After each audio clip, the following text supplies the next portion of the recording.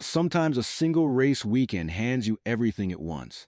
The chaos, the emotion, the controversy, the history, all of it packed into a few brutal seconds that completely rewrite the story of an entire afternoon. That is exactly what just happened at Talladega Superspeedway.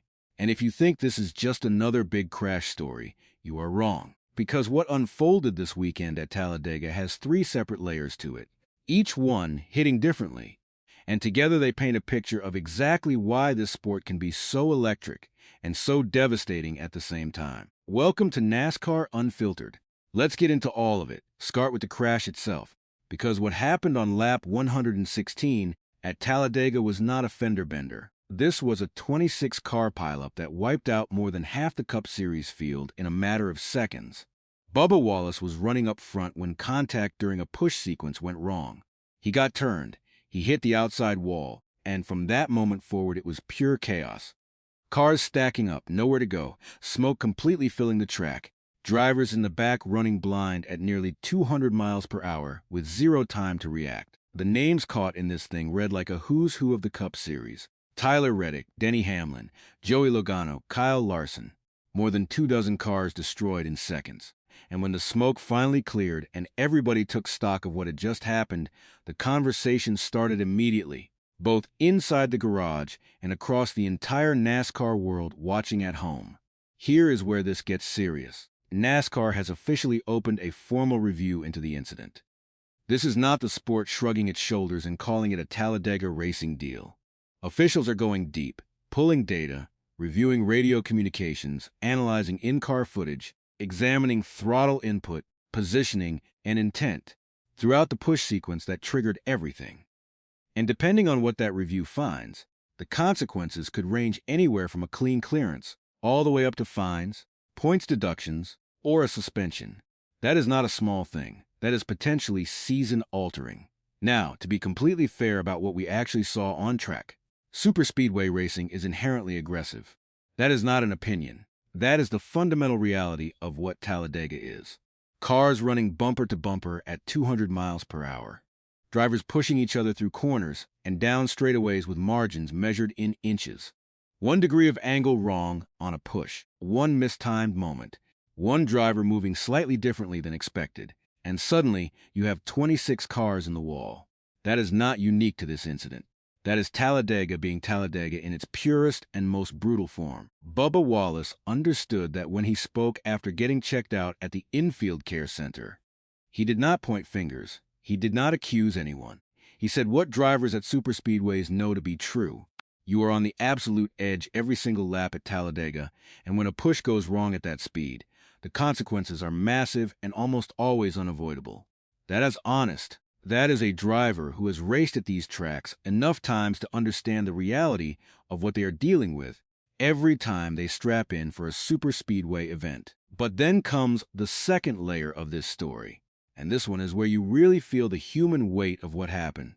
When Wallace spoke to reporters after the crash, you could hear it immediately. Not just frustration, genuine disappointment. This was his second DNF of the season, and in the context of where his year had been building, that stings in a very specific way. Because coming into Talladega, Bubba Wallace was putting together one of the most consistent stretches of his Cup Series career. Top 10 finishes in 4 of the first 5 races, a strong 5th place at Kansas. He was building momentum, building confidence, building the kind of results that start making people pay attention to a driver as a genuine playoff contender. He took responsibility in his post-race comments. Said the team needs to figure out how to be pushed more cleanly in those situations, especially with their Toyota package. That is a driver owning a difficult moment rather than deflecting it. And that matters, because it is easy to walk away from a 26-car pileup pointing at everyone else. Wallace did not do that. What made it even more layered is something he mentioned when talking about his teammate, Tyler Reddick. Reddick has been absolutely on fire this season. 5 wins already, running at a level that has put him in serious championship conversations. Wallace said, watching that is not about jealousy. It is more about wondering when his moment is coming, when it is going to be their turn. That is an honest human answer from a driver who is grinding, improving, and getting results. And then having race weekends like this one set everything back in an instant. That is the reality of professional racing, and it is brutal. Now let's zoom out to the third part of this story, because this one puts the entire event into historical perspective. After the wreck, the question everyone was asking was obvious. Was this the biggest crash Talladega has ever seen? The answer is close, but not quite.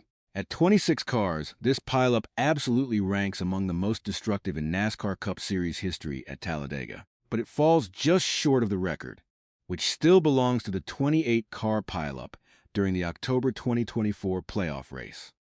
Before that, the benchmark was the 2003 Aaron's 500 with 27 cars involved, which stood as the standard for years. So this one joins the list. It does not top it, but here is the thing.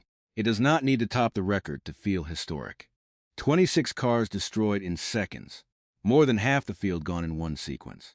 That is not something you walk away from forgetting. That is the kind of moment that gets referenced for years every time someone tries to explain to a new NASCAR fan exactly what Talladega Superspeedway actually is and what it does to a race weekend when everything goes wrong at once. And that is the deeper truth sitting underneath all three layers of this story. Talladega does not need to break records to be dangerous. It does not need to produce the biggest crash in history to produce a crash that changes a season, ends a momentum run, triggers a formal NASCAR review, and reminds an entire sport that at nearly 200 miles per hour, one push at the wrong angle is always enough. For Bubba Wallace personally, the timing of this is genuinely tough to watch. He was building something real this season. The consistency was there. The results were coming. And now a DNF at Talladega, and the potential cloud of a NASCAR review hanging over the situation creates exactly the kind of uncertainty a driver does not want when you are trying to put together the kind of campaign that earns playoff respect. Whether NASCAR finds cause to penalize or clears the incident entirely, the damage to the point standings is already done.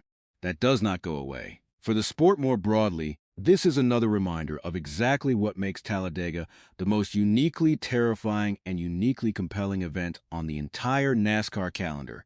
The track does not care about your momentum. It does not care about your championship hopes. It does not care about the season you were building or the form you had coming in. One wrong push on lap 116, and everything you had built gets collected in the smoke. That is Talladega. That has always been Talladega. And no matter how many times it happens, it never stops being stunning when it does. NASCAR Unfiltered will keep tracking every development from the official review and what comes next for Bubba Wallace and the entire 23SI racing program as the season moves forward.